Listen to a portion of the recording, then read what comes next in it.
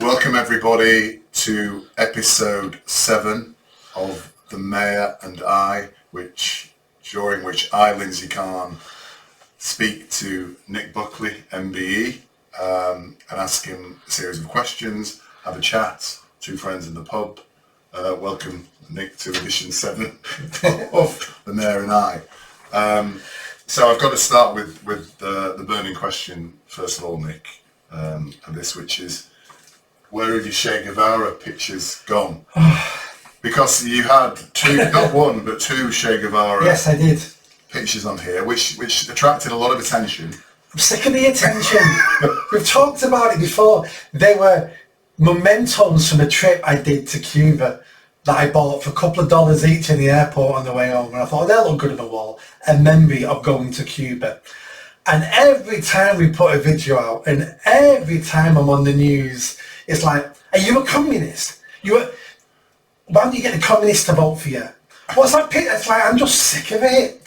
And the final straw was my Truss video I did last week, an interview I did with him on his channel, which got something like 45,000 views. Wow, excellent. And I got dozens and dozens of messages all about Che Guevara, and I thought, I've had enough now. I really didn't want to remove him, and I've stuck to my guns now for a year, saying, well, sod it, leave him there. Yeah. I'm too tough. But they've worn me down, and I thought, I'm just moving him. That's the end of that. The love affair with Che Guevara is over. It's over. I've dumped him now, and I've replaced it with a Manchester B. The Manchester B. and Shell, which of course Shell was the climate. I know it's not Shell. Yeah, so I moved Shell one down one, because that was bigger, so no more Che Guevara. Yeah. I must admit though, when I see a Manchester B, especially if it's on a car in front of me, I tend to drive closer to that car and try and drive them off the road because they just tend to irritate me. Oh no, I've done something else now. No, I'm just... It's just a bee. My wife won it at an auction. It's just a bee. But I think the Manchester bee symbolises a way of thinking, and probably completely wrong, but I tend to notice people who have Manchester bees tend to be a certain type of... I'm going to get hounded for this comment, basically. So I'm not a fan of the Manchester bee. I'm not, and I see what you mean.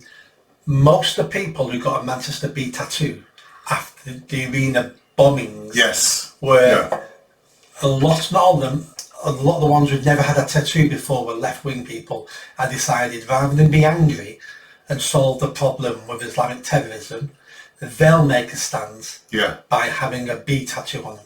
And I think we've kind of, I didn't spot the bee actually when we came in, but we've moved into something here which isn't on my topic list today, but I think there's a very important point here, what you said about being angry, because what happened after the Manchester bombing was there were kind of these displays of grief and songs such as Let's Not Look Back in Anger, and people coming on saying we shouldn't be angry about this, we need to work, and there were kind of shows of unity with Islamic clerics or whatever it might be.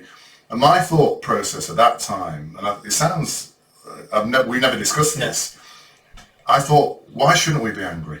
Why shouldn't we be furious? Why shouldn't people be angry, demanding retribution, revenge in that situation? Because it was a horrible thing that happened to the people of Manchester.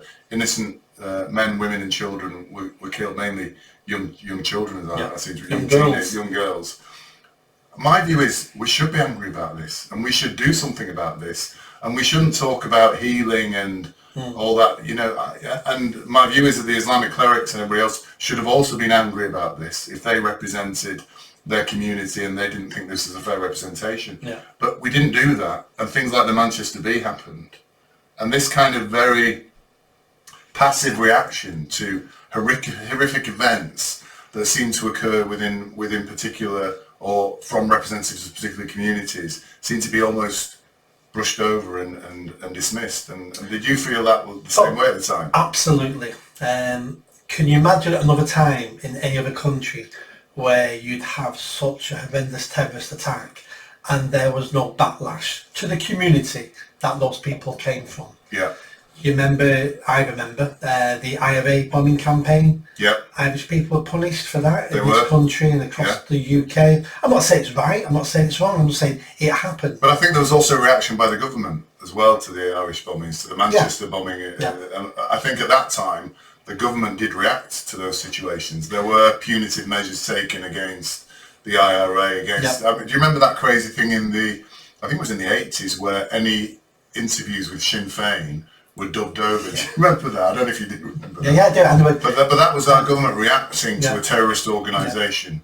And we didn't really see, in my view, any reaction following it. We didn't, because for the same reason why the security guard allowed the bomber in the venue with a backpack on after he'd been pointed out by members of the public of looking suspicious, because the young security guard was scared of being called racist. And that was exactly the reason why there was no backlash when people got the B, because I need to do something. I can't criticise anyone because they're brown Muslims. I'm going to be called racist. I'd rather have kids being blown up than me be called racist, for God's sake. But I will stand on the right side of history by having a tattoo put on me. Yeah. I'll defile my own body with a tattoo than risk being called inist or a phobe. Yeah. It was pure cowardice. Yeah. And people might say, well, you can't blame the Muslim majority in Greater Manchester. Well, no, you can't blame them for that. Only people involved in it you can blame. But we haven't given the Muslim community in the UK any reason to sort their shit out, because the moderate Muslims are just as afraid of the radicals as we are. And what they really need to do is start giving more airtime and more credence to the moderate Muslims, and they need to shun the so-called community leaders who are not elected, they're just self-declared community leaders. And we need to support the Muslim community to rise up and eject the radicals. But at the moment we don't do that. If anything, we support the radicals, hoping to keep a lid on them. You can't keep a lid on radicals. They're always going to do something. We need to support the moderate Muslims to reject the Islamists and kick them out of their community, and then we can deal with them. We don't solve this problem without moderate Muslims doing a lot of the heavy lifting. And at the moment we don't support them to do it. We have a friend, Rob the American, and he has very strong views on the Muslim and the Islamic issue in this country, doesn't he? I think he once said to me, if we don't end up doing something, Britain will become a caliphate, or worse to that effect. It might be interesting to speak to him at some point on these. But I think in summary, we've talked about the Manchester Bee. So I think the reason I react badly to seeing a Manchester Bee on a car and make assumptions about the driver is probably I do have a subconscious. Yeah. You've kind of articulated something that I think, I don't know why I feel this way about the Manchester Bee, but I think it is a symbol of something that disturbs me. A symbol of something, and I think you've articulated, it's basically a symbol. I'm not prepared to take strong action about a horrific thing that happened, so I'll do something which is kind of virtue signaling. Yeah, it's a virtue signaling thing, but doesn't actually address the issue. So it's probably that it's a symbol of passiveness. It's a symbol of underreaction to a series of, and maybe that's why I deliberately drive too close with people with Manchester Bee. It's a little bit like Chamberlain waving that white paper on the steps of the plane. Yeah. Peace in our time. Yes. No, it was never going to be peace in our time. Yes. And that's what the Bee is. Peace in my time, hopefully. And it might kick off again once I'm dead. But if I have peace in my time, and you cannot appease radicals, we couldn't appease the Nazis. Yeah. Appeasement, as Churchill said, appeasement just means you let the crocodile eat you last. Yes. Very interesting. That's an interesting subject. I also react badly to a symbol that says child on board as well. I won't ram you then. Because I was going to ram you then. And now it's in well, I'm not going to ram you anymore. Exactly, now. yes. You're lucky. Yeah, you've got exactly. child on board. Because if they didn't have that symbol saying child on board, I would have driven straight into the back. And it's that kind of very patronising, you're a bad driver, you're going to ram me, therefore I need to let you know I've got a child on board, so hopefully you will, as if I don't normally drive carefully or appropriately with things. So it's that kind of, it is a form of hectoring, isn't it? Both the Manchester Bee and the child on board. It is a form of virtue signalling, hectoring, telling people how they should behave, and I think that's why I react badly to both of those. The one that annoys me the most is when you're in an office somewhere at a reception and there's a sign saying we will not tolerate physical assaults or racial abuse to our staff. And it's like, all right, so you did before you put the sign up. So you used to, but now you put a sign up. And what you don't understand is the people who will physically assault you or racially abuse you don't care about your sign. It's not like, oh, I was just about to punch you in the face, but I've just read your sign. And I'm beginning to realise maybe I shouldn't do it. It's like, these signs are a waste of time. Yeah. And I don't know why they put them up. Well, it almost suggests there were a series of physical attacks and racial abuse that occurred prior to the sign. And the people there said, we tolerate this at the moment. And then they suddenly thought, we better stop tolerating that. So we'll put the sign up just to make it clear. But they are, these signs, they are just lecturing all the time, aren't they? They're lecturing people. They're lecturing the good people. Yes. Who don't need the sign. Yes. Because the people you want to obey the sign don't obey the laws anyway. Yes. Yeah. And we do this for government. Government will go, right, we need to pass a new law for this. It's like, well, that's already illegal. Yeah, but it's a bit wishy-washy. It's already illegal. So we'll pass a new law. Yes. And the people who didn't obey the first law now won't obey the second law. Yeah. Because they don't obey the laws. No. And all you do is you penalise law-abiding citizens who now got something else they've got to follow. Yes. And in business, we do the same with regulation. So the bandits, the pirates, the businesses who don't care, don't obey the rules. So what they're going to do, we need more legislation, we need more rules and regulations, we'll impose them. The same businesses now will ignore them. And it's only good businesses who have to follow all the new stuff, but they weren't the problem in the first place. Yeah. And that's because nobody wants to address or solve the issue at hand. Yeah. They're always looking to do something that's easy to do so they can say, we tried. Look what we did, we passed a new law. Yeah. Has that reduced anything? No. Yeah. Well, what was the point of doing it? It's more and more laws, isn't it? And something, I don't think we did cover it the other week, but I wanted to cover with you, which was Rishi Sunak changing the law on vaping. Yeah. And that's... Out of all the problems we have in the country. Correct, yes. And it's kind of I don't know if we have discussed this before, but this is it's happened in New Zealand. So in New Zealand, they've changed the law around smoking. Yeah. So people born after or a certain time will not be allowed to buy cigarettes. So ever. So it's the opposite of what it used to be with drinking and smoking. It's now basically if you're born, say, in 2010, then you cannot, and then you reach the age of 18, you cannot then go into a shop in New Zealand and buy a pack of cigarettes.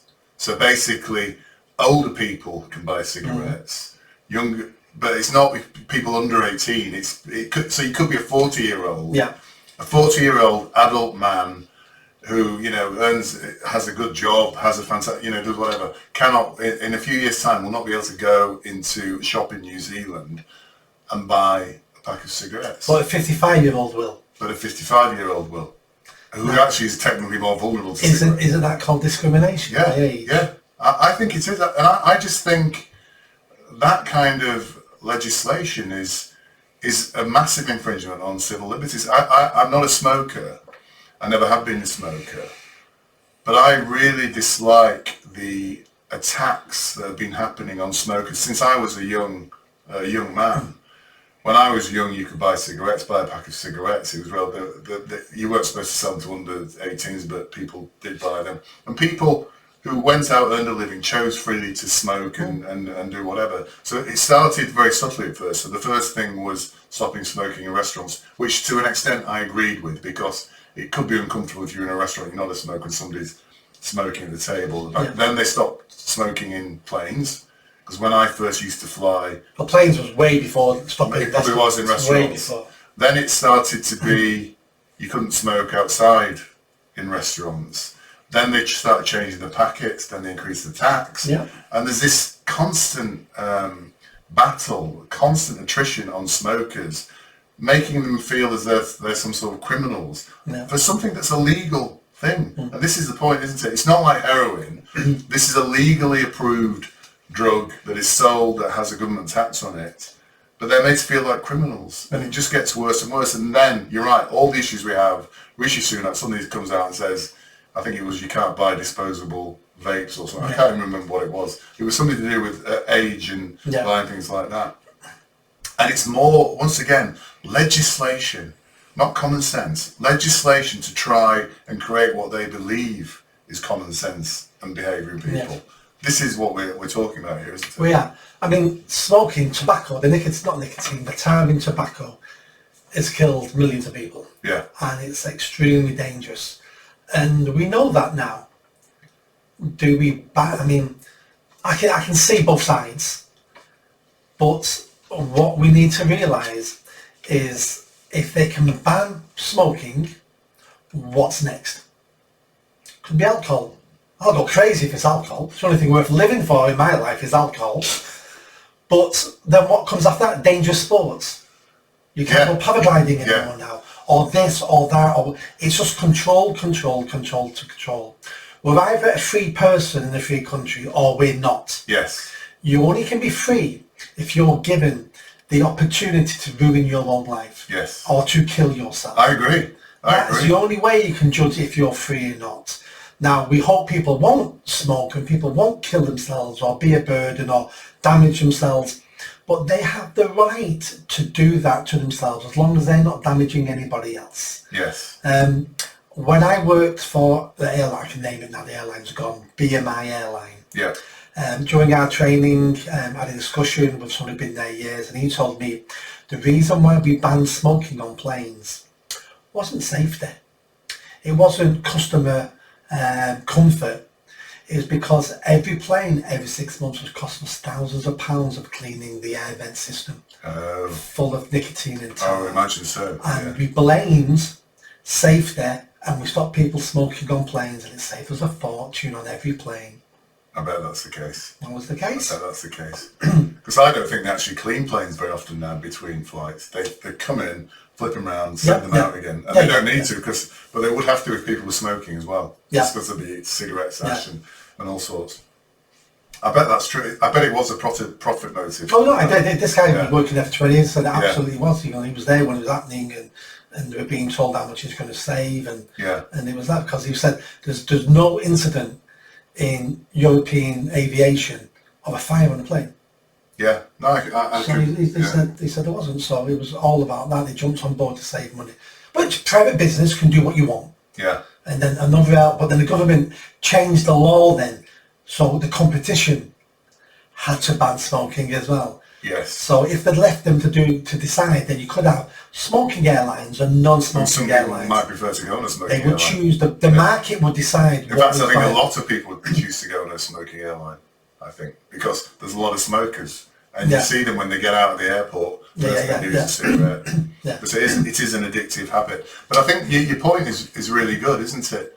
Free will, the ability to choose what you want to do to yourself and how you want to live your life is being slowly eroded by this very, very patriarchal and controlling government we have. But I guess the question for me then is, why do they want to do that? Why would a government want to do that? Because they know best.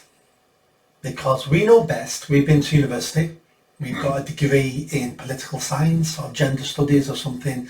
You people out there haven't got the education I've got. I've been elected to be an MP. I'm obviously smarter because I'm an MP. And if I can rule the world will be so much better. So we elect people to rule us. We never used to elect people to rule us, but we elect people to rule us now. And they get in positions of power and they have to do something, otherwise what's their job for? So they're always looking for something else to fix. They never want to fix the problems we want them to fix because they're complicated. They will require hard work, dedication, toil, sweat. No. Let's fix a problem that no one really cares about. So if it goes wrong, no one cares about, and if it goes wrong, I can claim the credit for it. And we're fixing non-existent problems. And then lobby groups have also lobbying as well. I mean, that's actually just really kind of struck a chord for me what you said then, because actually, is the government we want, is the party we want, a party that says, almost should say, these are the issues we're facing at the moment in this country: immigration, high taxes, a poor health service, a very poor police force, and I forget the things I normally talk about. Yeah. But here's a list of the issues we face. Our what's the word for it? Our mandate. I can't remember what the word for it is now. Manifesto. Our manifesto is we will fix these problems, and the second thing is we will do nothing else. Isn't that the party we really all want? Yeah. We could even have something along the lines of, and put it into law, which is quite ironic after what I just said. Create a new law that says you cannot create any new laws unless you get rid of 2 existing laws. Yes. Yeah. And that then will get governments that have to start reducing the laws on the books already to make our lives easier if they want to bring in something new. But at the moment, our law books could fill this room. Yeah, I know. It's absolutely horrendous. We need a government that says to us, our job at government is to try to remove as much government out of your life as possible. Yeah. So you can make decisions for you, your family, your community. Governments will have to do the basics. We need a police force. Yeah. At the moment, we need an NHS, even though it's all crumbling, and that might get replaced. But at the moment, we need that. Army, defence, education. Yeah, education. And there's certain things that they should be saying, these are our core topics. Yeah. But everything else, we're just going to walk away from. It's not our concern. Yeah. It's not our concern that your kettle can only boil water using a certain wattage. That all came from Europe 20 years ago. Yeah, I know, it's horrific. Our vacuum cleaner is not as powerful as usually because you can't use a certain wattage. This and that and the minutiae of this, and businesses trying to create something or run something. It's like, well, I've created this. Well, you can't create that here, but you can't sell that here because that type of plastic is 2% higher in the. I can understand if something's dangerous. Yeah. If that plastic was corrosive and if you suck it, it'll burn your tongue. Yeah. Then we need some regulations along those things. I get that, but we're over-regulating everything. Yeah. And we're being controlled from the day we're born, from the day we die. Yeah. And that control is growing and growing all the time. Yeah. And we're allowing it to happen because we've convinced the people that they're in danger and only the government can keep you safe. Do you think we have convinced the people that they're in danger? Yeah. And COVID did that. So we know that's why everyone locked down. So we can do that. And what I say to people is, what you need to realise is you're not safe. A sheep, a group of sheep. Flock of sheep, thank you. A flock of sheep love the farmer, the shepherd. He spends time with them, he keeps them safe, he keeps the wolves away, he feeds them several times a day. When they're sick, he pays for a vet to come out. Those sheep think he's like a god. They love that shepherd. But one day that shepherd turns up with a butchering knife and a stun gun. So just because those sheep felt safe, they only felt safe because they didn't understand the agenda of the shepherd. And that's what we need to realise as a people. That government, we may think the government's keeping us safe and doing the best for us, but that's only because we don't understand their agenda. So I would recommend, based on what you just said, that people watch a film called The Time Machine with Rod Taylor, written by H.G. Wells. Yeah. And in this, it's a book by H.G. Wells, and in the book, the lead character, I can't remember his name, invents a time machine and goes forward in time, basically. It stars Rod Taylor, who's quite a famous actor. Yeah, but I have seen this as a kid. And in the future, they arrive, and this seems this perfect land, populated by what are called the Eloi. And there's this beautiful race of they're all blonde Caucasian. Won't be allowed now.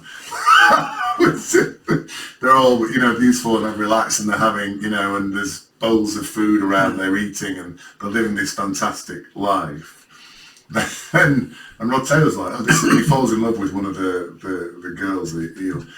Then, as night falls, a siren goes off, and then from under the ground, the subterranean, these horrific creatures called the Morlocks come out, and they grab these Eloi and take them back in underground, basically, to eat them. Yeah. But what you've just described there is exactly what's happened there. These people think they're living a fantastic life because everything's managed and controlled for them, but actually the Morlocks are basically breeding them to do what they want with them. And that's I often think that, had people become Eloi, and it happened during COVID, didn't they? They became totally passive, totally submissive, and totally controlled by the government. A real example of this was the dodo bird. Yes. Flightless bird on an island in the Pacific, had no natural enemies whatsoever, so had no fear of anything or anybody. And when the sailors used to land on the island, the dodos would waddle up to them to see what they were doing, and the farmers would just pick them up and take them on this ship and eat them. Yeah. And they became extinct because they had no natural fear, because they didn't know what an enemy was. Yes. Yeah. That's very interesting. You realise I've not actually started on that. So what I wanted to start with today, and I know we're already into it quite well, is I sent you this because I thought it was really quite interesting. I don't read papers, I think I've told you. But I do subscribe to the Telegraph online, and the Telegraph is, I would say, whether there's right or left or whatever, if anything, it's more of a centrist paper, basically.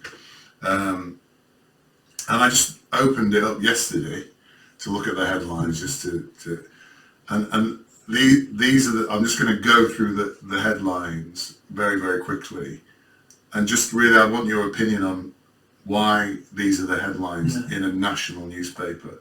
So the first headline is Tory MP claims Birmingham and London have no-go areas amid Islamophobia row.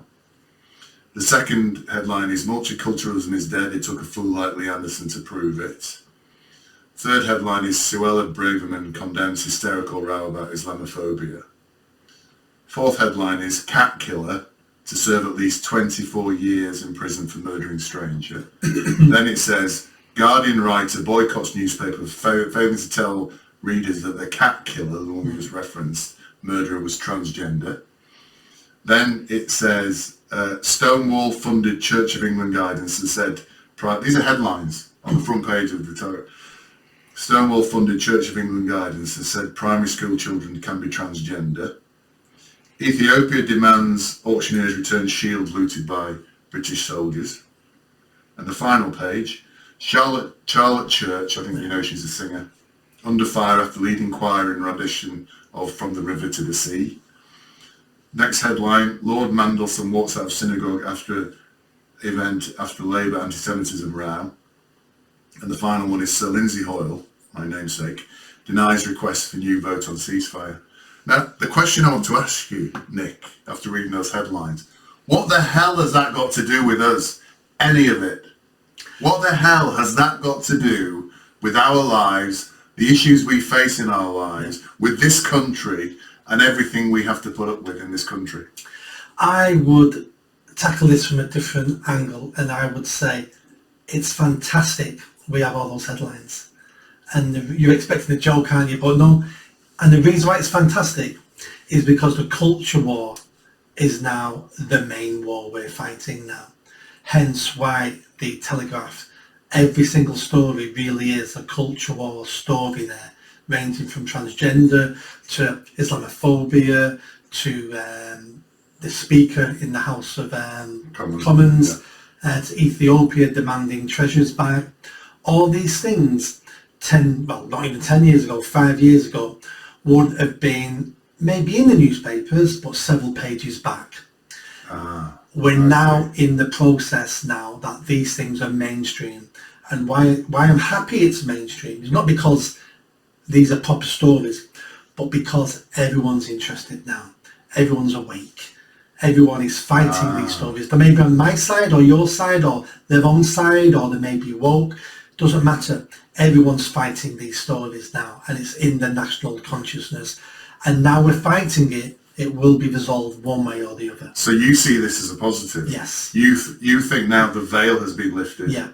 It's totally out there. Everybody can see it for what it is. Yeah. And there is now, the battle has begun. Yeah. And the Telegraph, I believe, is one of the most successful subscription models for a newspaper. Yeah. So they're doing really well with subscription models. So they are reflecting what their readers are interested in and what they find important.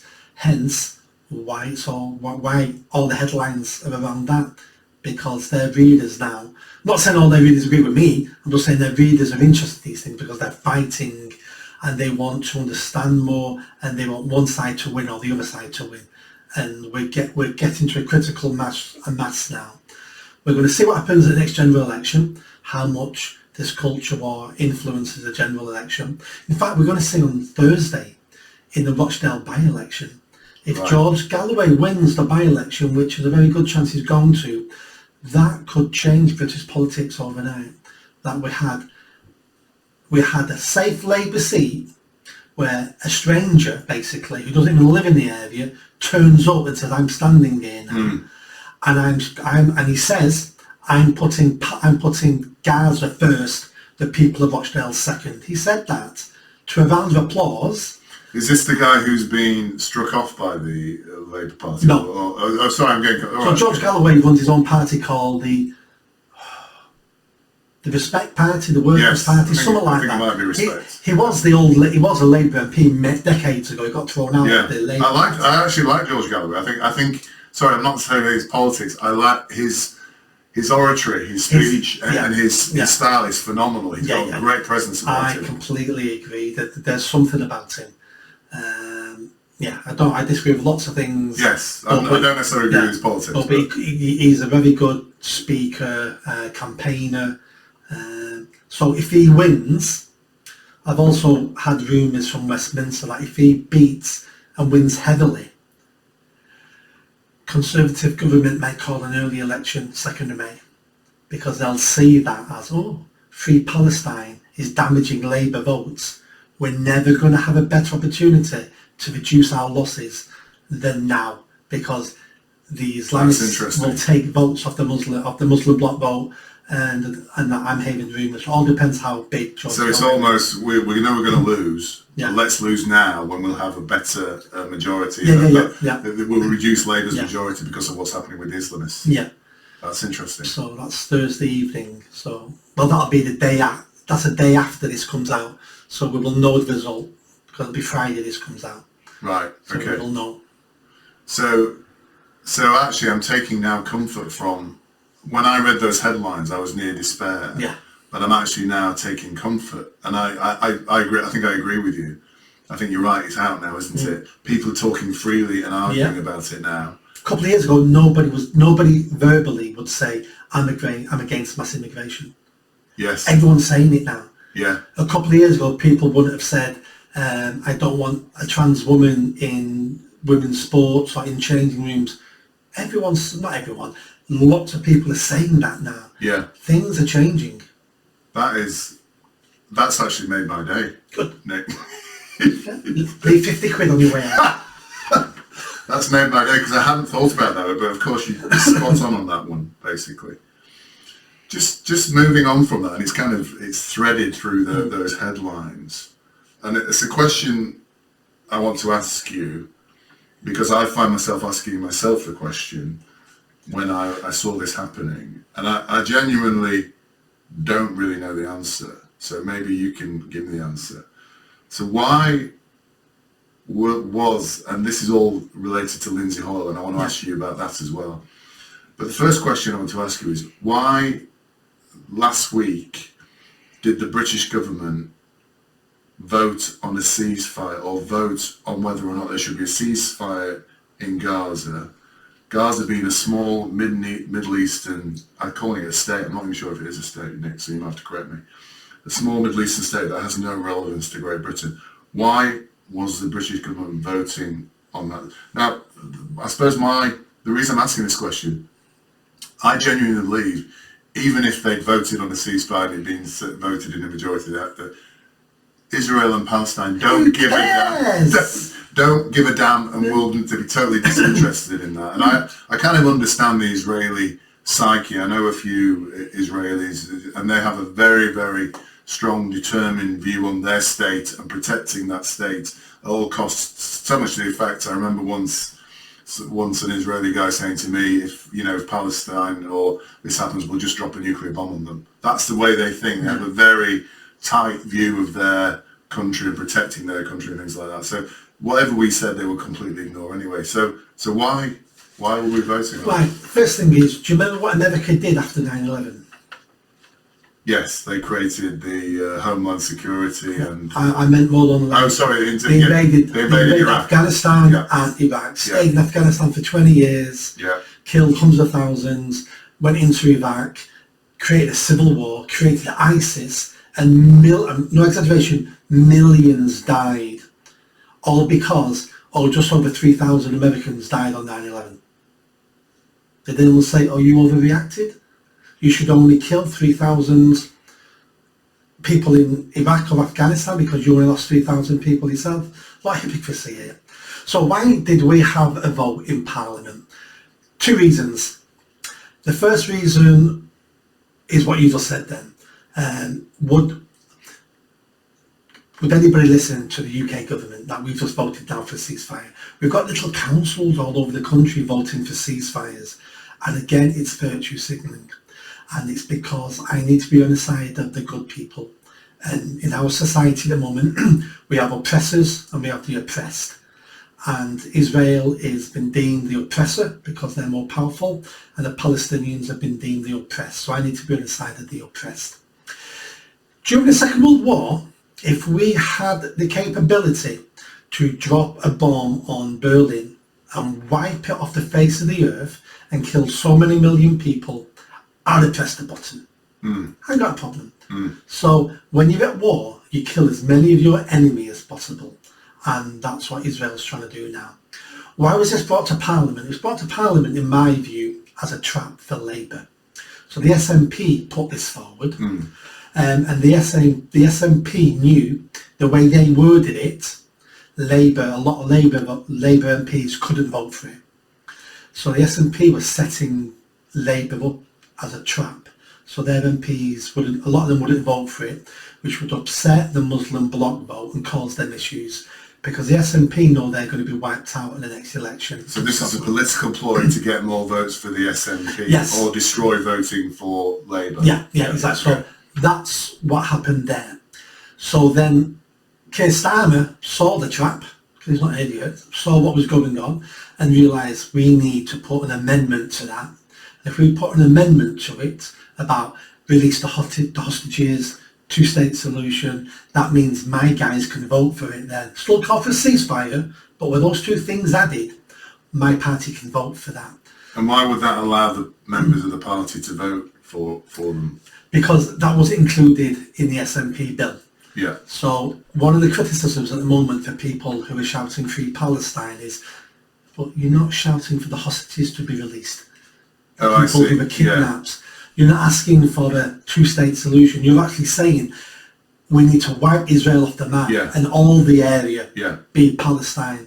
So that's what... Yeah, so they're saying it's unconditional. Yeah. From the river to the sea. Yeah. There's no conditions around that. We're just going to wipe out Israel, basically. Yeah, so Labour can't vote for that. Yeah. So they wanted the amendment so they could vote for the bill. Right, I see. And that was why, through cowardice, Lindsay Hoyle changed parliamentary procedure. So we don't have a rule book in the Parliament. We have procedures and things that have happened before. So yes, precedents. That's the word, precedents. Yeah. So he changed that to allow Labour to change the bill when they weren't supposed to, so Labour could vote on it and save face and keep their blocked Muslim vote. I didn't really understand it, because I've not had a chance to read it fully. So basically, Lindsay Hoyle, normally Labour, an opposing party, is not allowed to make an amendment like that to a bill from, say, the SNP. Yeah. But he allowed that to happen. Yes. So that's why they were all saying, get rid of, bring back burqa and things like that. And the excuse Hoyle gave was, if we don't change the bill, I'm worried that MPs in his house will be assassinated. Yes. That's called pure cowardice. Yeah. So we will do whatever the terrorists want us to do because we'd rather not get killed. Yeah. And I'm not being flippant about this. It's a proper issue. Yeah. You know, we've had MPs killed recently. Two I can think, one on the left, one on the right. Yeah. So MPs do get murdered, and they shouldn't be murdered, regardless of their views. But if we allow terrorists to dictate what Parliament does, that's only going to create more terrorism and more pressure put on Parliament. You took a step back once. I bet we can make you step back again, because this time we're going to threaten this and threaten that. And as an MP, if you're not prepared to put your life on the line for your country, then resign. And hopefully we'll have someone braver step forward and will do the job. So I'm not saying you've got to lose your life and you can't resign. If it's too dangerous, then resign. Yeah. And somebody else will want that job, and maybe a better leader will be stronger, be braver. But all I saw that day, and Lindsay Hoyle can't stay in position, cannot stay. I don't know what the latest is. I don't know whether they're actually making a decision to... There's a list going round, MPs signing it to make him resign. But he can't stay in position because he's shown himself to be a coward. And we can't have cowards leading Parliament. And so, basically what you're saying is there's a number of things to unpack there, but what you're saying is by Hoyle saying this, it's basically giving in to terrorism. Yes. It's effectively acknowledging terrorism, and because I think there's always been a thing in the British government, we don't negotiate with terrorists. I think it's kind of an unwritten rule there, but that isn't it? We are accepting there's a terrorist threat, we're acknowledging it, and we're actually taking steps to try and mitigate it, which means it gives them the power and that side of it. But what you're actually saying is the Gaza thing has nothing to do with you and I and our day-to-day lives in England. This is simply a cheap political ploy by the SNP to try and enhance their position in the next election and minimise Labour's. But it shouldn't be allowed to even get near the Commons to vote like that, if that's really what... But every bill that goes to Parliament at one level is doing that. It's politics. Yeah. No. Politicians play politics. Yeah. And we're going full circle to what you always say, is that the politicians now aren't governing us or managing us, they're just playing political games all the time. To get elected again. The end game for a politician is to be re-elected, not to improve anything, not to improve our lives, not to keep the country safe, not to do anything. The aim of a politician is to be elected again. That's number one priority. Everything else comes under that, hence why we're in the mess we're in. So I'll move away from the politicians now, and we have to really talk about anti-Semitism and Palestine, because it's just massively all over the news at the moment, and it is affecting... You can't go to London now at the weekend with it, you can't actually travel in London. Tower Bridge was, I think, closed the other day or blocked off by the protest. Oh, you were at that? At the protest. So I was at the protest. No. I was at Talk TV Studios. Oh yeah, you were on with Nana. That was GB News. Oh, sorry, apologies. Yeah, but I was at Talk TV Studios in the evening, and that overlooks Tower Bridge. Yeah, but no action was taken against the people who blocked it off. Never is. But this is clogging a major artery in London that presumably has a financial and other impacts on social impacts on London, and nothing's done about it. Strategy in London, coming from the mayor and the police, is softly, they'll get bored, they'll go away. Yeah. It's been months and months and months now. It's not going away. It's not going away. They're getting more emboldened. They're now threatening MPs. We've got videos online of Labour MPs canvassing, being chased down the street, being abused. And part of me... I shouldn't laugh. No, but part of me laughs, as in, well, you brought this upon yourselves. Yeah. But then again, I say to myself, no, but you're an elected MP in this country. You should be able to walk the streets and canvass without being abused. Yeah. I don't mean, your shit, get away from me. I'm talking about, scary. They've got police escorts now. And this will end in tragedy. And what we need to do is we need to reclaim the streets. Yeah. And that, if the MPs didn't realise this after the Hoyle situation, when he said, I'm scared someone's going to be assassinated in his chamber, then when are they ever going to do it? And all I keep seeing is cowardice, pure cowardice. We do not stop these radical, I mean, not everyone on the march are radical jihadis. Some of them are far less lunatics. Some of them are useful idiots. But we're giving them far too much power and far too much freedom to do what they want. And that emboldens people. Yeah. And it's only going one way. We're being too tolerant. We are. We're just being too tolerant. And I, you know, it's kind of, I think you were talking about the violence spilling out now. I think there was something, I haven't actually seen the video, but apparently there's a video of some radical Islamists attacking a shop because the guy sells Coca-Cola. Yeah, it wasn't an individual, it was a gang. The gang, yes. So it was, it looked like an Asian shop in Bradford. Yeah.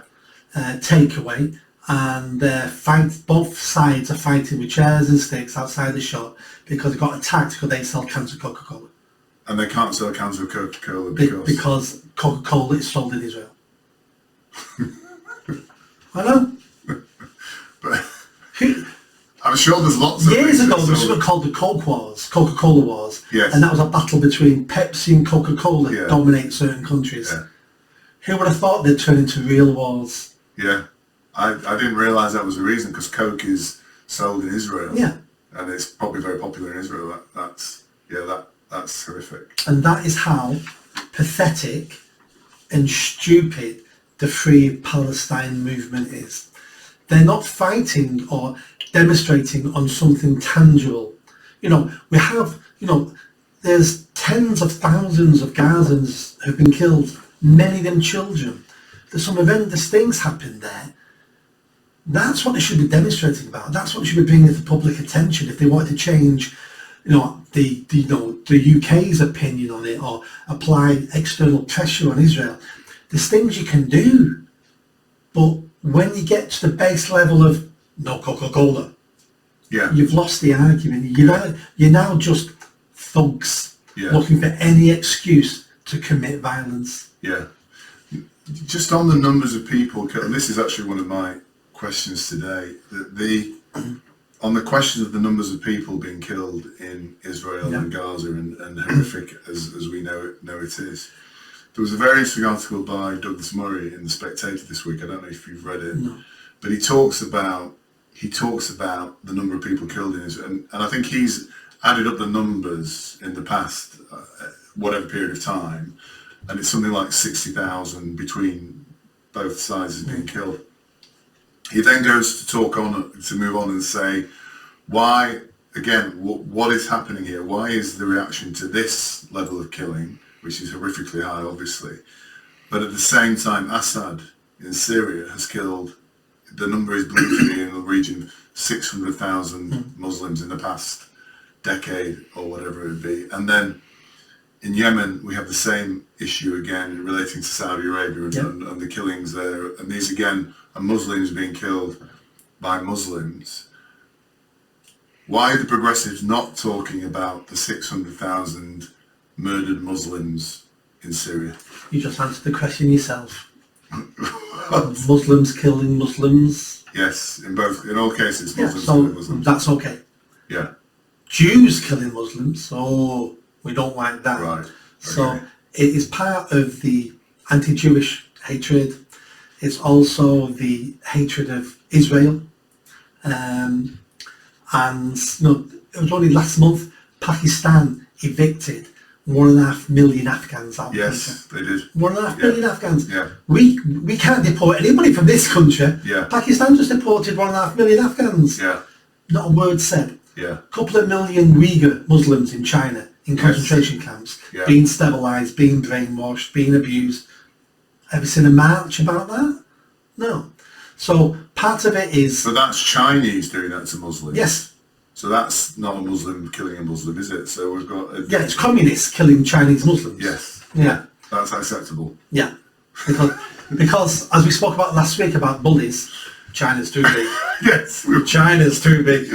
Yes. And who do you think's funding some of this stuff? The far left lunatics in the UK and all that. Some of it will be Chinese money to destabilise one of their enemies. Yeah. So there's a war coming with China in our lifetime, I reckon. I think there's a war coming. So they're playing Chinese are really good at the long game. Yeah. So they're planting dissidents now. They're Like I say, it wouldn't surprise me if they're funding some of this disruption. I've got no proof about any of that. That's just my guess. But then we have to think about, why do they hate the Jews so much, the Muslims? And there's a couple of theories. The first one is, you can argue they turned up after the Second World War and reclaimed their ancient homeland, and they were never wanted. That's an argument. You can also then claim they turned a piece of crap land with no natural resources into a first world country, surrounded by 30, 40 Muslim states who can't do it. And most of those states have got natural resources like oil and gas and stuff like that. So this tiny little land has embarrassed the Muslim nations, as in, you couldn't do any of this, could you? It's more than a first world country, isn't it? It's a first world democracy as well. It's not just a first world country in terms of its actual, its GDP and all that sort of stuff. It's a first world democracy as well, and one of the only democratic states, true democratic states in that area as well. Isn't it? And there's another reason why the Jews in Israel are hated. Another reason would be the far left. The far left see Jews as capitalists. So, we hate capitalists, and Jews are the bankers, so they hate the Jews, they hate the Israeli state. That's why we have the far left on board. And then you could also look at the woke. The woke dislike Israel because, first of all, Jews are perceived as white. And we've said this before, not all Jews are white. Yeah, they're not white. Some look like Arabs and some are black Ethiopians, but they're perceived as being white, and we hate white people. And they're also perceived as being the oppressor because you're stronger than your neighbours. So there's lots of things going on there. It's not just purely the historic hatred of Jews, and it is that as well, but there's other stuff laying on top of it. Because of it, and that's why. A perfect storm again, just like Black Lives Matter was a perfect storm with George Floyd. George Floyd was the criminal. And the same thing's happened here now. We've been waiting, or the woke and the far left have been waiting for the next social justice fight. Were you looking at the camera then when you said and I said criminal, just so people know he's a criminal. So this was just the latest thing that fitted perfectly for what they wanted to do. Plus the Muslims, radical Muslims in this country now, have been emboldened over many decades now. They're ready for a fight. All they see is weak leadership in this country. And they're going, this country could be ready for the taking here now. Or maybe not ready for the taking, but if we flex our muscles, we'll get a better deal. We'll get more power, we'll get more respect, we'll get more lenient laws for us. We may get Sharia, we may be able to get this, we may be able to get that. So they're flexing their muscles and bullying the country to get more. But what's interesting is that, as you said, this is now on the front pages. So people are talking about it. So people have now seen it. They've recognised it, and they're starting to discuss it basically and debate it, which is a real positive. I'm thinking about it, and they'll be speaking to their politicians, and politicians will be going, "Oh, I didn't realise that these things were that popular. If I adopt those opinions, I might get voted in, or I might keep my seat." So once politicians start hearing what the public wants and what's important to them, politicians don't care about their policies. I haven't met a politician yet who cared about their policies. They will say whatever they'll have to say to be elected. And then listening to the people, if they think they're the new policies I need, they will take those policies and run with them. Good, I hope so. Just staying on the kind of Muslim thing, just a question for you, because I think there's arguments on both sides here, and I've seen some interesting people take an opposite position to what I thought they would around this position. And it's about Shamima Begum. And Shamima Begum, for our gentle listeners who may or may not know about her, was I think was she a Pakistani or Bangladeshi? Well, she was born here. She was born here. Sorry, British. Bangladeshi father. Actually, apologies. Sorry, she was a British citizen, born in England, British citizen, raised in London in a normal London school, and then at 15, I'm not quite sure whether she was taken or agreed to go. Her and her two friends made their own way. They flew to Istanbul, got a coach to the Syrian border, crossed the border, and then went and found ISIS and became ISIS brides. ISIS brides, and she had a child. I think the child died. 3 children. 3 children all died, I think, which again is a horrific thing. I don't know what the conditions were. So I think, like all 15-year-old kids, girls, British girls, she probably spent a period of time there and thought, this is absolutely dreadful. I want to come back to England. And she's now a lot older than 15. I don't know how many. 23 now. Yeah, so she's been basically fighting since that time when she came back a few years ago to get her, because her British citizenship was taken away because she was a member of ISIS, which is a terrorist organisation. She's been fighting to get her British citizenship back, and last week they confirmed she would not be getting her. So she's now stateless. Stateless, but can apply to Bangladesh. So she's got Bangladeshi citizenship through her father. Yeah. Who still lives in Bangladesh, by the way. So the question I'm asking you is, should she have lost her British citizenship, I guess, in your opinion, Nick? And if so, what's the argument? Because I've seen quite, for example, Jacob Rees-Mogg believes she shouldn't have lost her citizenship, because he believes, regardless of what she did or whatever, that British citizens have an inalienable right to that citizenship, especially if they don't, and they can never be stateless. There's some sort of legal... It's an international law that you can't make someone stateless. Yeah. Hence why the government have only made, I'm aware, 2 people stripped of their citizenship over ISIS. Right. One was a white middle-class guy from Herefordshire, whose dad was an organic farmer. They stripped him of his citizenship because he was a dual national and he had Canadian citizenship. Right. So he was stripped, never came back. He's now in Canada. Yeah. And she got stripped because she has a legal right because of her father's Bangladeshi. So and that's why it's been upheld in the court in this country, as in she's not stateless. Yeah, but I believe at the moment she hasn't got Bangladeshi. She can apply for it or she can get it. I believe she hasn't actually got it. No, she has. Technically, she is stateless. That's what they're arguing. That's what they're. That's what they're. But you can be stateless by renouncing your citizenship. Yeah. So you still could be, if you did that, you could do that. So what the British government is, she doesn't have to be stateless. Yeah. There's a state she's entitled to claim citizenship from, and she should do. Yeah. It's not our problem. She doesn't want to. So we're not leaving her stateless. We're leaving her. She can apply there. Yeah. So that's the British government. So, should she be? Yes. So should she be is probably the better question. Yeah.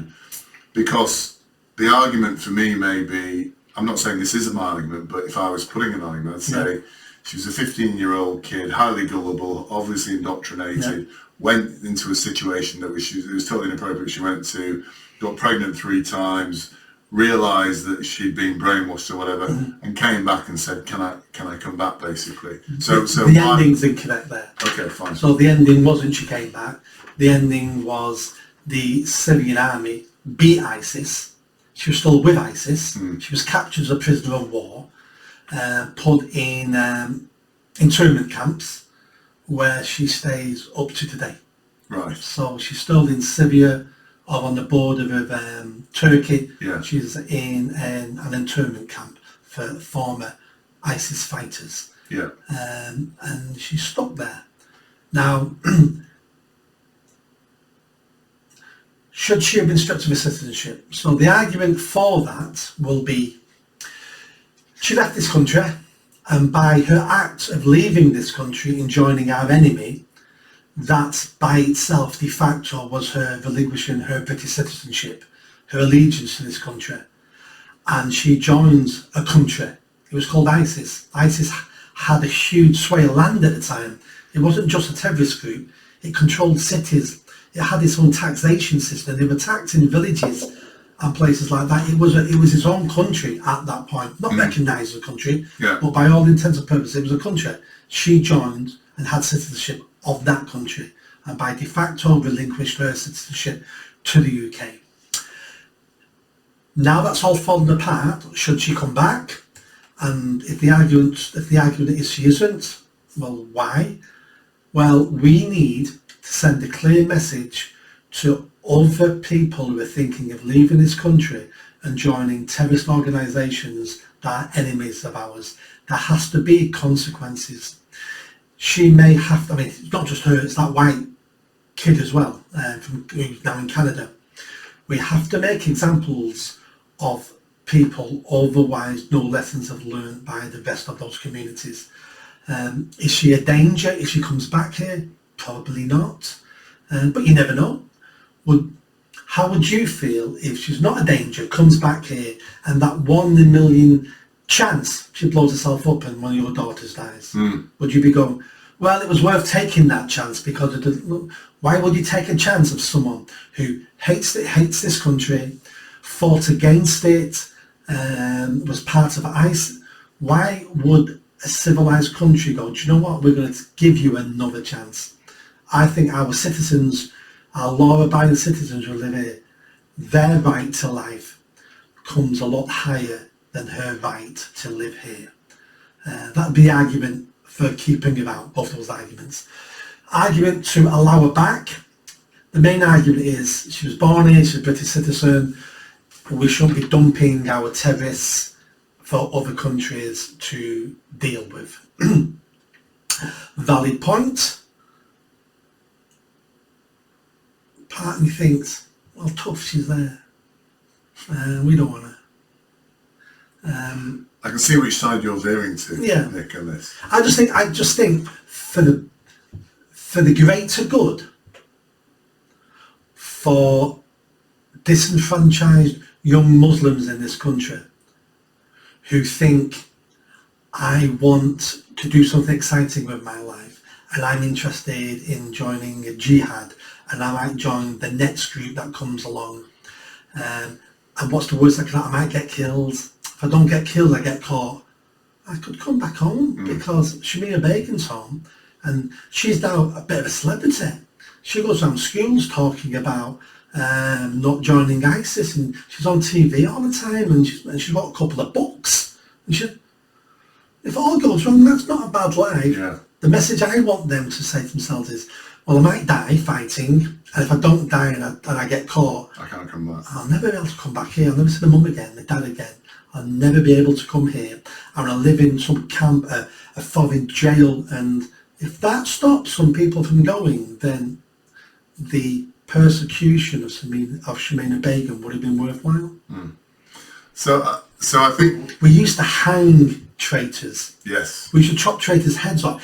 I would allow her to come back if we had capital punishment, which we'll talk about one day. So one day, that's fine. If we had capital punishment, I would allow her back. We'll dedicate one episode to capital punishment and abortion. I think both of those subjects are not very controversial. No. I think we can bring them. But so I think what you're actually saying is it's a political message here, because I think realistically my view is we're letting lots of immigrants into the country every day who probably have far worse traits, behaviours, criminal records than Shamima Begum, and they're not immediately thrown out. And I mean, the guy who chucked acid on that poor family, he was an immigrant. He had a criminal record. He was a nasty piece of work, and he was allowed to remain in the country. So I don't think, in terms of precedent, it's kind of, oh well, we do this with everybody. Yeah. I think an example has been made of Shamima Begum, and probably for the reasons you've given as well. And I also wonder, would the same thing have happened if she was a white girl as well? That's an interesting question. Well, it happened to a white boy. It happened to a white boy, yeah. Yeah. So he went to ISIS. Yeah. Like I say, he was middle class. Yeah. His dad was an organic farmer. Yeah. His mum and dad got arrested and prosecuted for sending him money when he was in Serbia, because that's against law. That's funding terrorism. Yeah. They were arrested. But wasn't he actually fighting as a soldier? Yes. I think he was. I don't think Shamima Begum actually took part, to my knowledge. Only because ISIS are sexist and won't like female fighters or sexist pigs. But there's rumours and eyewitnesses that she was helping sew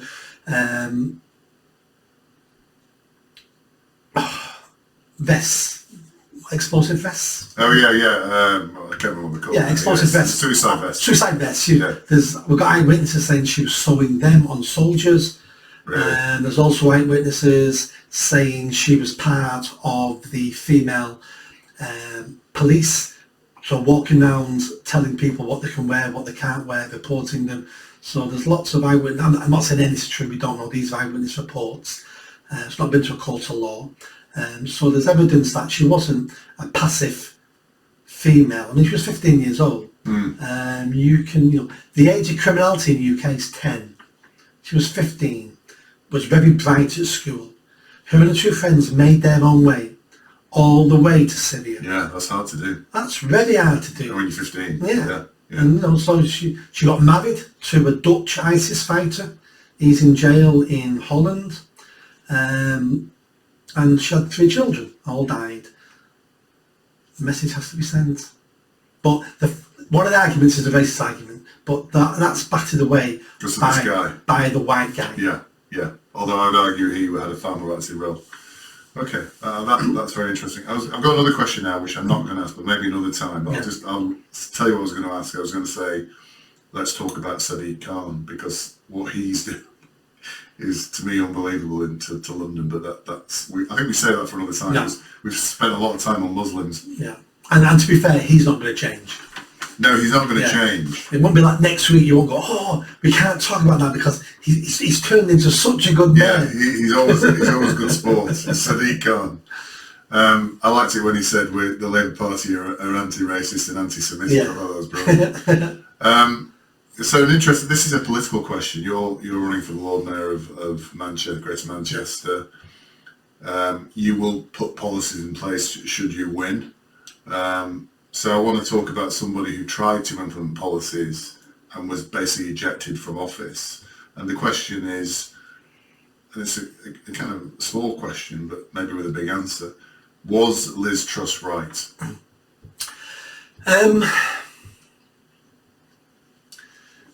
Liz Truss was just a terrible politician. I liked some of her ideas when she became Prime Minister, but she either implemented them incorrectly, or they were sabotaged. Either way, she should have done better. She should have known they were going to be sabotaged and still managed to get them through, or she should have known the way I presented them is really poor, I need to do better. So either way, and I do believe her premiership was sabotaged. Yeah. But either way, this is what's being said now, isn't it? Like what she's saying. Big state sabotaged her premiership, basically. The big financial institutions, the big elite organisations deliberately sabotaged her. And because she was a weak leader, she allowed it to happen. Yeah. She should have known that was going to happen. Yeah. She's suddenly becomes Prime Minister. She's been in politics nearly all her life, top of politics for many years. She must know how it works. She must know that her policies are not popular in certain sectors. She should have done deals with those sectors. She should have threatened those sectors. Yes. And she should have announced policies that would damage the financial institutions. So what you're saying here, she didn't do the political, commercial investigation or approach to allow her policies to be accepted. And I get that, and that means she's a bad politician. I think what I'm saying is, were her policies what she wanted to do? Were they right? Because this is now what people are saying. And they're saying, actually, this idea of lowering taxes, about stimulating growth or whatever, given where we are as a country now, was actually the government is trying to now, in their kind of, twilight, crappy years, they're now trying to do what she did. Yeah. So I'm asking the question, regardless of her political naivety, were the policies she wanted to implement right, in your opinion?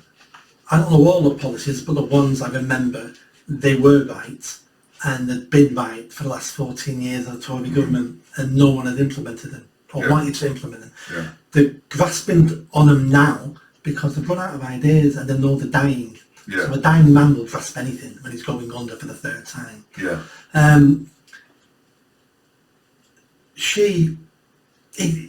Even her policies I didn't think were good enough, but they were the best things we've had in a long time. Yeah. She didn't have the charisma to pull it off. I mean, Boris had the charisma to pull it off, but Boris really wasn't a conservative. He's the reason why we've got this mass immigration problem at the moment, still increasing because of his policies. He didn't conserve anything. He was a liberal, basically. Liz Truss used to be a Liberal Democrat. Yeah. There's videos of her online when she was 20-something speaking at Liberal Democrat conferences. So, you know, she's that way inclined herself. I just think the Tory party has a lack of Tories in it. Hardly anybody in it that I can see is a Tory, going back 20, 30 years of the meaning of the word. I think they've said that, haven't they now? They're now saying what's happened is it was diluted by the SNP, the SDP, or whatever, all these politicians came in from other parties and diluted the essence of conservatism. And what Liz Truss was trying to do in one fell swoop was basically reinvigorate that.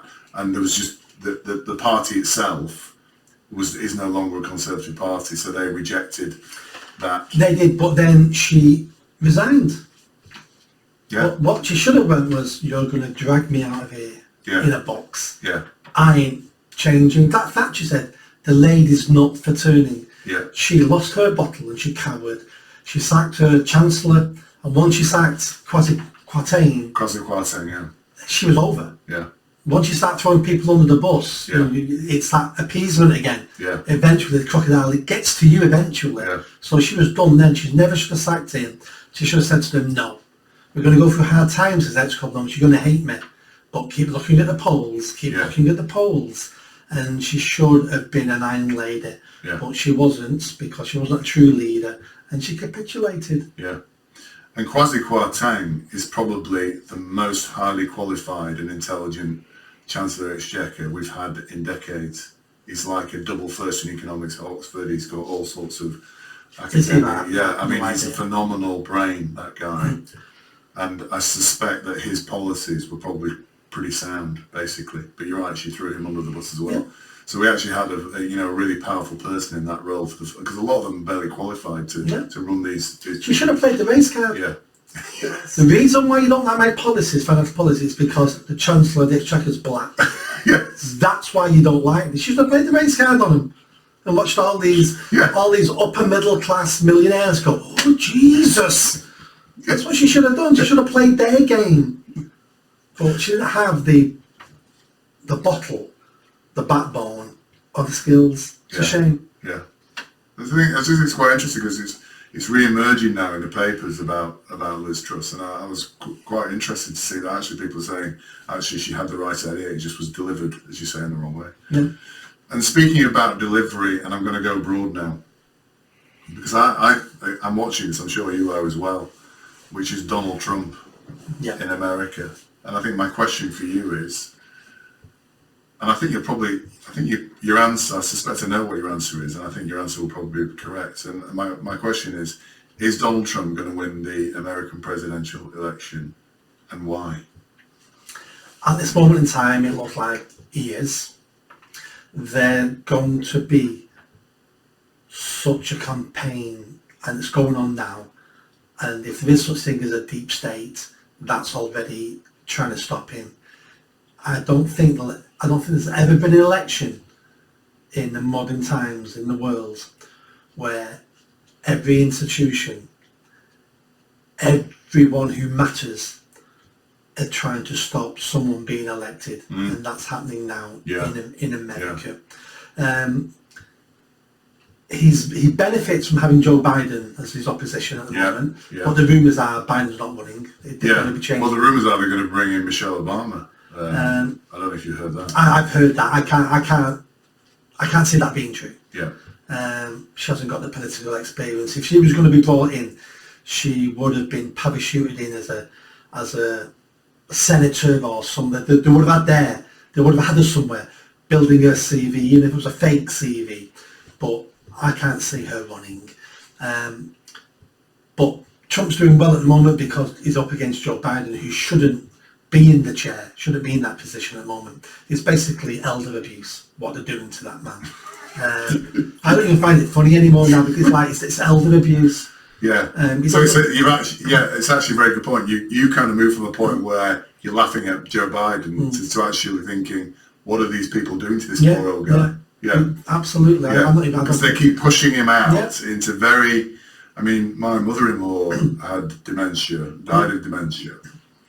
And she, for her, if you're in that situation, to be shoved into difficult situations, is very, very bewildering and upsetting for these people. And I'm sure it's the same for him, because he is lashing out now, isn't he? I've noticed this anger thing is a very common dementia thing that people with dementia have. If they're put into a difficult situation and somebody asks them a question and they're bewildered, they lash out, they shout, and they say, well, don't talk to me like that. And it's a defence mechanism, because they're very, very... So that's quite interesting, actually, because my sentiment at the moment, I'm just kind of laughing at him, but actually you're right. He is a bewildered, demented man who is being shoved constantly into very difficult situations. It's been abused. It's elder abuse. And the reason why they're doing it is because all you've got to do is look at his second in command. And it's like, everyone's going, he has to stay until we can't have her. You know, we think he's bad, he's got dementia. She hasn't, but she's so much worse. She's a nutcase, her. So that's why he won't stand again, but he's just keeping his seat warm until the next president. Trump is still divisive.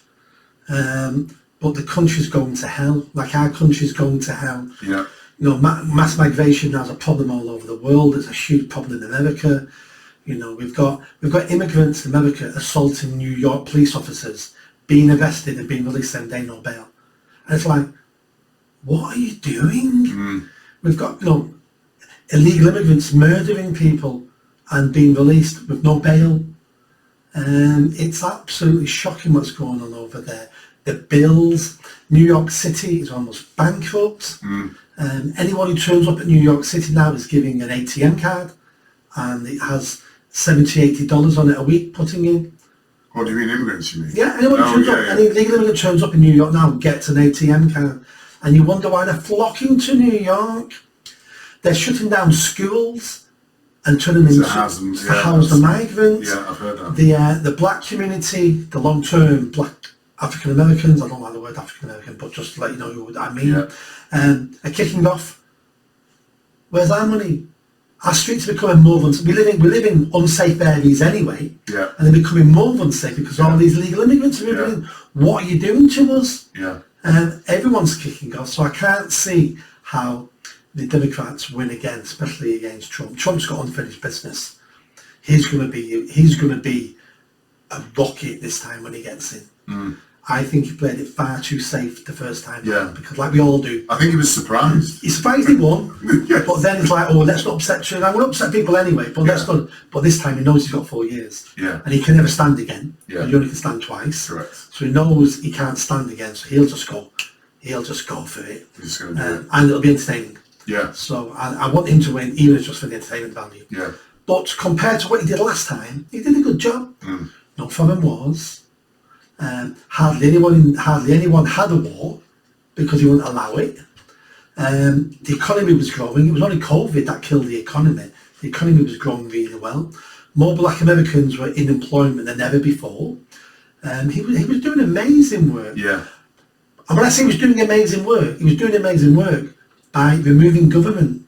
That's how the amazing work. He wasn't come out with these plans. He was just like, reduce taxes and remove government. And things started improving overnight.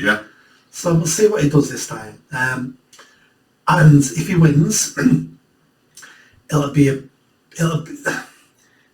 blessing for the world as well, as in other people on the right will start thinking we can do that here. We may have had our general election by then. This is 5th of November, I think his election is. Is it? And I know he's smashing the primaries. I know he's doing incredibly well. And we'll probably have our election either May or October. I'm not sure you answered the second part of that question. Which is? So the first bit was he going to win? You said yes, he is. The second part is why. You may have kind of answered why is he going to win? He's going to win because, like this country, everyone's fed up. We've got a really weak Tory government, weak politicians running our country, and we hate it. You look at the American government, you know, their figurehead, Joe Biden, just discussed Joe Biden, you know, he's weak. The policies are killing the country, illegal immigration. The Americans, like 8 years ago, are screaming out for change. That's why they voted Trump in the first time. That's why we voted for Brexit, crying out for change. And they've still not had the change yet, so they're going to give Trump another go. Yeah. Hence, I'm hoping our general election here, we won't get change at our general election. We'll either get Tories or Labour, probably Labour, but I think we'll see the voting habits change at that election. We'll see. Yeah, we'll see a shift. We'll see a shift, Yeah. and that might lead. And you think to George change. Galloway, we're having a George Galloway next week or whenever it is, will be part of that. If he wins, that's a shockwave. If he wins, yeah, very good. My last question, and I'll ask the question first, and I'll explain what the question is. And the question is, I'm going to swear, Nick. I don't know if you're allowed. Are you allowed to have swearing? You can do. So my question is, what the fuck is a biological daughter? And the reason I ask this question is because I'm quite a big fan of history, politics, as you know, and I was watching a program about, I think it was about the moon landings, and I was trying to remember who was. I know that Kennedy started the moon landing process, but I couldn't remember who was in power when it happened. And I said Reagan. I thought, no, that's far too early and whatever. So I started thinking about Ronald Reagan. And as I think I told you before, when I was younger in the 80s, you know, like all students, I thought he was a dreadful man, you know, like everybody thinks about Trump now. But history looks very kindly on Reagan now and sees him as quite one of the most successful presidents of probably the 20th century in terms of the things he did. So I looked at... He beat Soviet Union. Yeah, he did. Without going to war. Yeah. I mean, he ended the Cold War. He did phenomenal things, and allied with Thatcher, who I also hated as a young person, you know, they did some incredible things together. And so I looked up Reagan on Wikipedia. I was reading through his history again and all that sort of stuff. And you know, he had a very interesting life actually. And there's a podcast called The Rest is History, where I think they have 3 episodes on Reagan. It's really, he had a very, very interesting life and was an interesting character, complex, but you know, an interesting character, not a racist. You know, worked tirelessly did some not great things, but also did some fantastic things as well. But I was reading his biography and reading about, he was married to Jane Wyman first, who was a very famous Hollywood actress you may not know, but then he married Nancy, I can't remember what her first name was, Nancy Reagan. And I was reading his biography and the personal life, and then on one of the sentences that, and this is enraged me, it said, he married Nancy Reagan and had 2 biological daughters. So I was actually struck dumb, not that I was saying anything at the time, but for a moment, because I thought, this is fine, you know, we have finally reached the point of insanity, haven't we? Somebody now doesn't have 2 daughters or 3 sons, they have 2 biological daughters. And the only reason that has been inserted into that Wikipedia page, and I'm guessing now is across all Wikipedia pages, is to pacify or mollify the trans activists or the trans lobby. And you know, the question for me is, what, you know, for you is, what is a biological daughter, and where have we come to now that this is part of a mainstream description of somebody, of such an iconic character as Reagan. Even Reagan, where none of this nonsense existed before, is now tainted with this insanity. First question, did it name any of the children he had? No. He only had 2 daughters? I think he just had 2 daughters. Because if you'd said to me before, you just mentioned all that to me, what's a biological daughter? I would have said a biological daughter is to differentiate having daughters who you may have adopted, who may be stepdaughters because they were your wife's children, and I would have said it was used in that context, which is fair enough. If the trans movement now are adding this into biographies, so you know, to separate, this was their biological daughter who was obviously born a girl and stayed a girl, and that was their preferred gender, and they fitted comfortably with that gender, and then they stayed that gender, as opposed to their daughter who may have been a biological boy who then decided he was in the wrong gender. So I'd want to see if they're doing it to other people, Yes. to see if this is a new thing, or is that just a one-off? Was it to separate him, or was that because he's got a child with his first wife? I don't think he had any children with his first wife. I don't know. I'll have to go back Yeah. again. I mean, it wouldn't surprise me if this is the new thing. Yeah. I mean, Wikipedia's very woke anyway, so it Yeah. wouldn't surprise me at all that they're now putting that word, just like they put the word cis woman, cis. That's another thing that's infuriating. Yeah. Yeah. Yeah. Yeah, I had my, last year, 2 years ago, my wife came home from work and says, "What's a cis woman?" And I said, "What do you mean?" She went, "Someone at work just called me a cis woman." And I didn't know if it was an insult or not, so I've come home to ask you.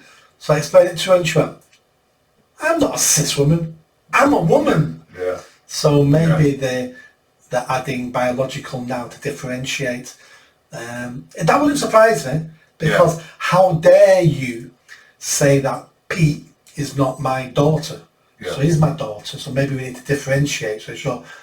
But then would you call him, the what wouldn't call him, or maybe they just say he had a daughter called Jim. Who knows what these lunatics do with our language? To be fair to the article, what I'll do is I'll do some more research and see if I'm seeing that in other places as well. If you are, then they're definitely doing it. Yeah. But I think that was my first impression when I saw it. Yeah. That this is to say they were born as women and not men. But I could be wrong. But don't forget, we can all see things sometimes where things aren't there. Yes. Because I'm now doubting myself, so I'm going to have to go back. Because we're looking for them. It's a little bit like if there's a death in the family, all the newspapers and all the TV shows, there's a death in the family. Yeah.